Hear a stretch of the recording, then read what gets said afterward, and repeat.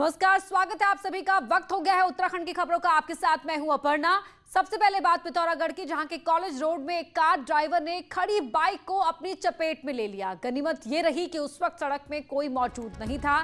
घटना का पूरा वीडियो सीसीटीवी में कैद हुआ है। कार इतनी स्पीड में आई कि पलक झपकते ही उसने साइड में खड़ी बाइक को अपनी चपेट में ले लिया और कुछ दूरी तक कार बाइक को घसीटती हुई इस फुटेज में साफ तौर पर देखी जा सकती है। ये देखिए कितनी स्पीड में ये कार आती है और एकाएक सामने खड़ी बाइक को अपनी चपेट में ले लेती है।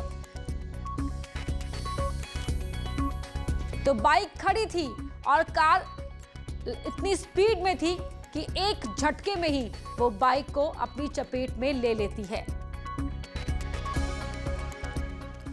केदारनाथ धाम में बीते 3 महीनों से देवस्थानम बोर्ड और मास्टर प्लान के विरोध में अर्धनग्न होकर आंदोलन कर रहे संतोष त्रिवेदी की आज अचानक तबीयत बिगड़ गई, जिसके बाद एसडीआरएफ की टीम ने आंदोलनकारी संतोष त्रिवेदी को रेस्क्यू कर पहले स्ट्रेचर से लिमचोली तक पहुंचाया, जिसके बाद बीमार आंदोलनकारी तीर्थ पुरोहित को हेलीकॉप्टर से एम्स ऋषिकेश रवाना कर दिया गया। तीर्थ पुरोहित संतोष त्रिवेदी बीते 3 महीने से केदारनाथ धाम में देवस्थानम बोर्ड और मास्टर प्लान के विरोध में अर्धनग्न होकर आंदोलन पर बैठे हुए हैं। बीते 1 महीने से ज्यादा समय से वो अन्य तीर्थ पुरोहितों के साथ धरने पर भी बैठे रहे। ऐसे में बताया जा रहा है कि अर्धनग्न होने की वजह से ज्यादा ठंड से उनकी तबीयत बिगड़ गई थी। तस्वीरों में भी आप देख सकते हैं, स्ट्रेचर पर लादकर उन्हें एसडीआरएफ यहां से ले गई और उन्हें एम्स ऋषिकेश पहुंचाया गया। 3 माह से जो है अर्धनग्न अवस्था में धरना प्रदर्शन में बैठे हुए थे, लेकिन सरकार ने उनकी कोई सुध नहीं ली, जिस कारण वो इतनी कड़ाके की ठंड में जो है आज जो है यहाँ पर बीमार होकर के अभी जो है वो ऋषिकेश एम्स में पहुँच गए हैं और प्रशासन ने यहाँ पर हेली भेजा। प्रशासन का भी हम धन्यवाद करते हैं। बागेश्वर जिले की मेहरगाड़ घाटी को पिथौरागढ़ से जोड़ने वाला झूला पुल 2 साल पहले टूट गया था, लेकिन इस पुल को बनाने की सुध किसी ने नहीं ली। पुल नहीं होने के कारण लोग रामगंगा को ट्रॉली के सहारे पार करने को मजबूर हैं।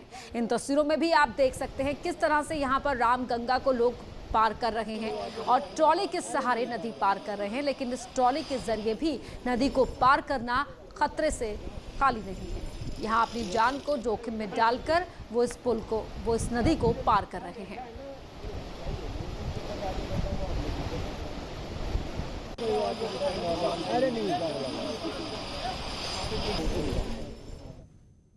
बरसात का मौसम पहाड़ों पर किस तरह कहर बनकर टूटता है, ये 2 वीडियो आपको दिखाते हैं। ये वीडियो उत्तरकाशी के सांकरी और तालुका मोटर मार्ग के हैं। पहले वीडियो में लोग बरसात से ध्वस्त हुई सड़क पर पेड़ की बल्लियां डालकर गाड़ी निकाल रहे हैं। कुछ दिन बाद ये पेड़ टूट जाते हैं तो ग्रामीण फिर से नए पेड़ काटकर यहाँ पर बिछा देते हैं। दूसरा वीडियो तालुका मोटर मार्ग का है। यहाँ पर बरसाती गधेरे से हुए हर साल सड़क टूट जाती है, लेकिन आज तक इसका कोई ठोस समाधान नहीं निकला है। आप खुद देख सकते हैं ग्रामीण किस तरह पत्थर डालकर सड़क का जुगाड़ कर रहे हैं।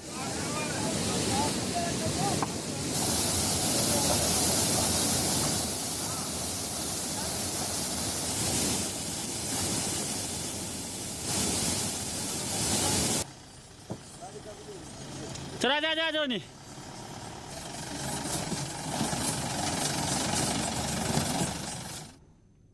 न्यूज 18 की खबर का एक बार फिर दमदार असर हुआ है। हमने ग्राउंड जीरो से दिखाया था कि नैनीताल के टिफिन टॉप में पहाड़ से बड़े बड़े बोल्डर गिर रहे हैं, जिससे आबादी को तो बड़ा खतरा है ही, वहां टूरिस्ट के साथ भी कभी भी कोई बड़ा हादसा हो सकता है। अब हमारी खबर के बाद डीएम नैनीताल ने पूरे लाव लश्कर के साथ टिफिन टॉप का दौरा किया और संबंधित महकमों को निर्देश दिए हैं कि वो एक रिपोर्ट तैयार कर शासन को भेजे, जिसके बाद शासन पूरे मामले में फैसला लेगा। रिपोर्ट्स मिल रही थी डिस्टेबलाइजेशन की, सो उसके साथ हमारे माइनिंग ऑफिसर और हमारे डिज़ास्टर एक्सपर्ट ने एक प्रिलिमिनरी सर्वे किया है।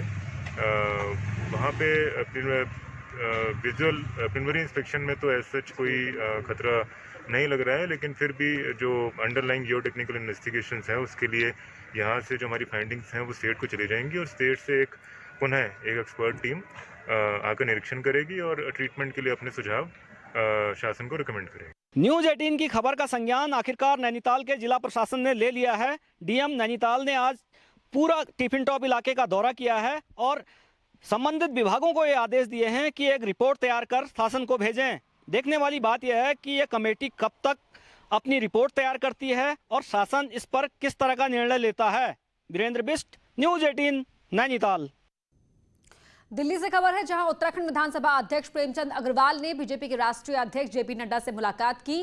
वहीं मुलाकात के बाद प्रेमचंद अग्रवाल ने बताया कि जेपी नड्डा से उनसे शिष्टाचार मुलाकात थी और इस दौरान अपनी पुस्तिका भेंट की और विधानसभा सत्र के बारे में चर्चा की।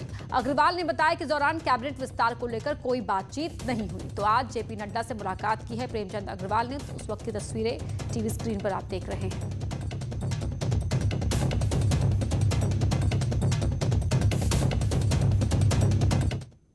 प्रेमचंद अग्रवाल जी, उनसे बात करते हैं। सर, जेपी नड्डा जी के साथ आपकी मुलाकात रही, कैसी मुलाकात रही? देखिए, माननीय राष्ट्रीय अध्यक्ष जी को मैं, जो मेरे विधानसभा के पिछले दिनों पीठासीन अधिकारियों का जो सम्मेलन हुआ था और उसका संकलित करके एक पुस्तिका का विमोचन माननीय ओम बिरला जी द्वारा जो किया गया, उसको भेंट करने गया था।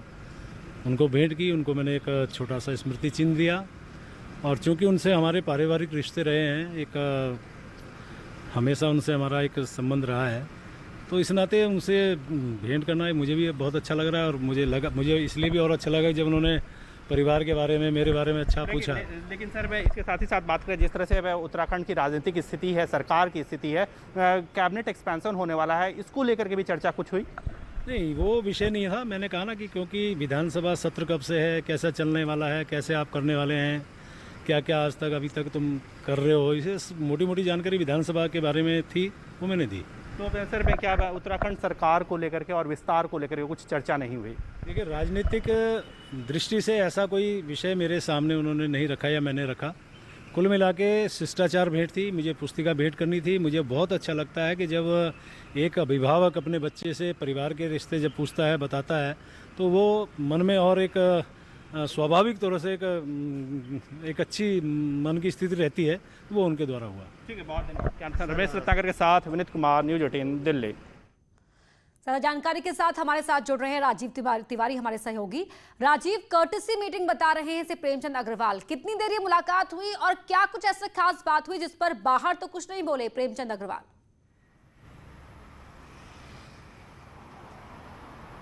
बिल्कुल, देखा जाए तो इस समय उत्तराखंड के जो नेता हैं लगातार दिल्ली दौरे पे हैं और सभी लोग चाहते हैं कि पार्टी अध्यक्ष से हमारी मुलाकात तय हो। अगर देखा जाए तो प्रेमचंद अग्रवाल जो बता रहे हैं कि शिष्टाचार मुलाकात है, यह 2 दिन से यहाँ पे डेरा जमाए हुए हैं। आज उन्हें मौका मिला तो आज वो पार्टी अध्यक्ष से मिले और अपने मन की बात किए। हालांकि जो भी मुलाकात कर रहा है, बाहर निकलने के बाद यही बता रहा है कि यह मेरी शिष्टाचार मुलाकात थी, पारिवारिक रिश्ते हैं और अभिभावक के तौर पर हम इनसे मिलने आए थे कि उनसे कुछ सीखा जा सके, कुछ मैसेज लेकर के प्रदेश में दिया जा सके। लेकिन सबसे बड़ी बात है कि उत्तराखंड सरकार में मंत्री पद के 3 पद खाली हैं, इसमें मंत्री के 3 सीट खाली हैं और सबकी नज़र उसी मंत्री पद की पे है कि मुझे मिल जाए, मुझे मिल जाए। और इसी क्रम में सभी लोग नाराजगी भी दिखा रहे हैं, सभी लोग पत्र भी लिख रहे हैं कि हमारे क्षेत्र में विकास नहीं हो रहा है।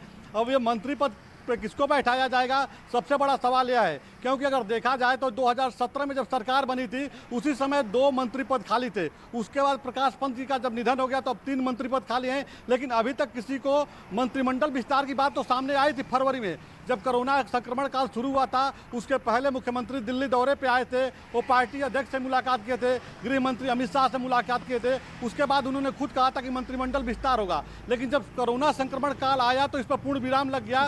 अब उम्मीद जगी है कि हो सकता है मंत्रिमंडल विस्तार हो। सकती है, पहले भी खबरें आती रही हैं, लेकिन खबर पर मोहर नहीं लग पाई है। अब देखना ये होगा कितना ये लंबा इंतजार चला रहा है, कब तक खत्म हो पाता है। बहुत शुक्रिया आपका इस पूरी बातचीत के लिए।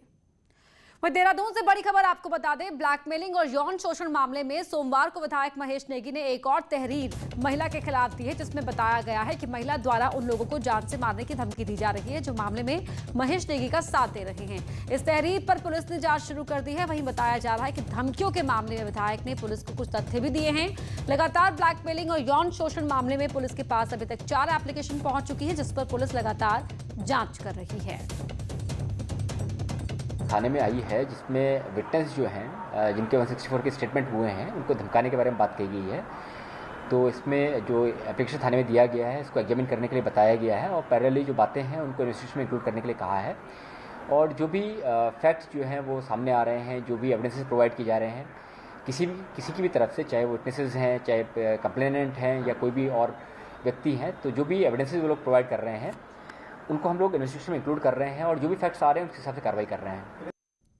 अल्मोड़ा गांधी पार्क में प्रदेश कांग्रेस अध्यक्ष के नेतृत्व में कांग्रेस ने प्रदेश सरकार के खिलाफ धरना दिया है। जाकेश्वर और रानीखेत के कांग्रेसी विधायक सांसद प्रदीप टम्टा के साथ दर्जनों कार्यकर्ता इस धरने में शामिल रहे।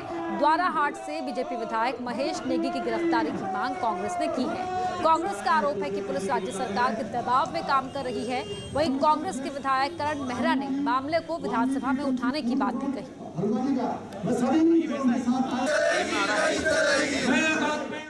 उन्होंने सीधी स्पष्ट बात कही कि मेरी बच्ची का और विधायक का डीएनए टेस्ट होना चाहिए और उससे स्थिति स्पष्ट हो जाएगी। अगर विधायक दोषी पाए जाएंगे तदनुसार कार्रवाई होगी और अगर महिला दोषी पाई जाएगी तदनुसार कार्रवाई होगी। लेकिन पुलिस जो है सरकार के दबाव में कार्य कर रही थी। न्यायालय ने एफआईआर दर्ज करने के निर्देश दिए हैं। एफआईआर दर्ज हो गई है। अब तत्काल प्रभाव से जो है विधायक की गिरफ्तारी होनी चाहिए। हम कह रहे हैं कि सरकार कम से कम अपने विधायकों को उसमें ले। आज बीजेपी के संगठन में अनेक लोगों पर इस तरीके के आरोप लग रहे हैं और बीजेपी बैकफुट में है। बेटी बचाओ बेटी पढ़ाओ केवल नारा मात्र बन के रह गया है। तो बीजेपी की ये नैतिक जिम्मेदारी भी है मुख्यमंत्री के सामने आए और अपने विधायक का जो है डीएनए टेस्ट कराने के लिए उन पर दबाव बनाए। कांग्रेस के वरिष्ठ नेता और पूर्व सीएम हरीश रावत हमेशा अपने बयानों में सुर्खियों में रहते हैं। ऐसा ही एक बार फिर उन्होंने बीजेपी के लिए शातिर शब्द का इस्तेमाल करके किया है, जिसके बाद बीजेपी ने भी हरीश रावत पर निशाना साधा। मुन्ना सिंह चौहान ने कहा कि हरीश रावत हार मान चुके हैं, इसीलिए ऐसी बयानबाजी कर रहे हैं। वहीं मंत्री रेखा आर्य तो एक कदम और आगे जाकर कहती हैं कि वो तो कांग्रेस के भस्मासुर हैं। हमारा जो मुकाबला है वो बहुत ही ऐसे लोगों से है जिनको जो बहुत शातिर दिमाग हैं, तो उनका मुकाबला करने के लिए हमको अपनी सारी शक्ति और ताकतें इस्तेमाल करनी पड़ेंगी।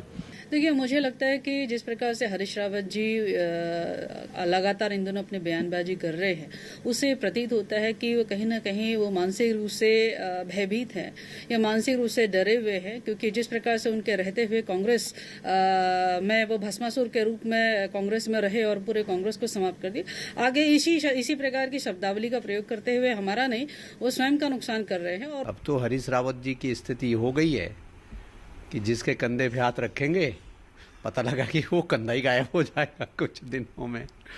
तो इसलिए उनके कहीं निगाहें कहीं निशाने, मुझे तो ऐसा लग रहा है कि इस बयान में वो कांग्रेस के अंदर ही अपने विरोधियों को ढूंढ रहे हैं बजाय विरोधियों में।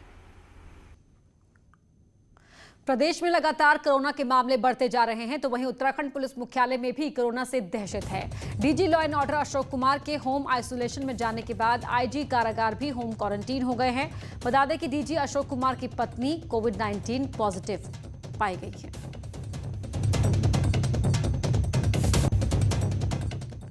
प्रदेश अध्यक्ष बंशीधर भगत के कोरोना पॉजिटिव आने के बाद पिछले एक हफ्ते से बंद पड़ा बीजेपी का प्रदेश दफ्तर आज खुला तो सही, लेकिन पार्टी वर्कर हो या फिर नेता, सभी ने ऑफिस आने से परहेज किया। नतीजा, बीजेपी का प्रदेश कार्यालय यहां पर आज सन्नाटा पसरा रहा।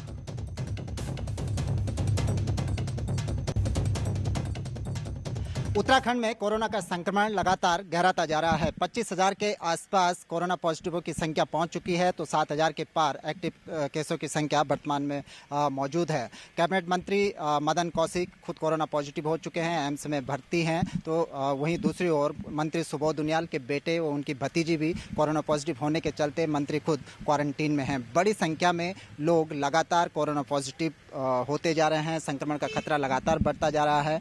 भाजपा कार्यालय जो पिछले कई दिनों से बंद था, आज उसे खोला गया, लेकिन दहशत का आलम यह है कि भाजपा कार्यालय में भी आज इक्का दुक्का नेताओं के अलावा और कोई भी पार्टी वर्कर्स ने कार्यालय का रुख नहीं किया।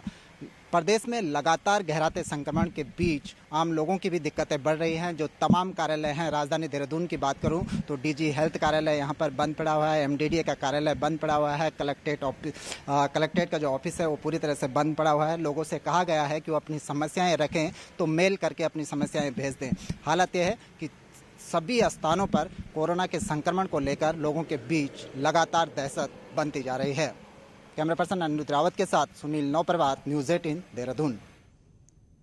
देहरादून से अगली खबर आपको बता दें, जहां डॉक्टरों की सभी मांगों पर सीएम ने सहमति दे दी है। सीएम से मुलाकात के बाद प्रांतीय स्वास्थ्य संघ का कहना है कि मांगों को लेकर सहमति के बाद 1 सितंबर से जारी सांकेतिक विरोध को खत्म कर दिया गया है। इस वक्त की बड़ी खबर आपको बता रहे हैं, सभी 5 मांगों पर काम करेगी सरकार। मुलाकात के बाद प्रांतीय स्वास्थ्य संघ ने ये बयान दिया है। सीएम से जो डॉक्टरों की सभी मांगों पर सीएम ने सहमति दे दी है।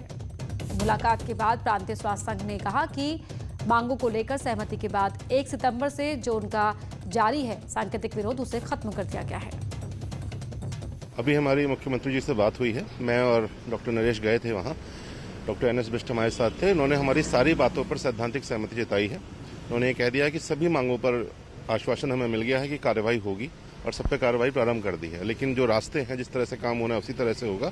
परिवार के मुखिया के तौर पर उन्होंने हमारी सारी मांगों को, सारी बातों को ध्यानपूर्वक सुनने के बाद उनके द्वारा यह आश्वासन दिया गया कि तत्काल बहुत ही अतिशीघ्र जो है आपकी सारी मांगों को पर कार्रवाई की जाएगी। उसके साथ उन्होंने जो कोरोना वॉरियर्स हमारे हैं, चिकित्सक हैं जो दूरस्थ क्षेत्रों में काम कर रहे हैं, उनकी बुरी प्रशंसा की। और वक्त हो गया एक छोटे से ब्रेक का। ब्रेक के बाद लौटेंगे तो आपको दिखाएंगे खूनी सांड।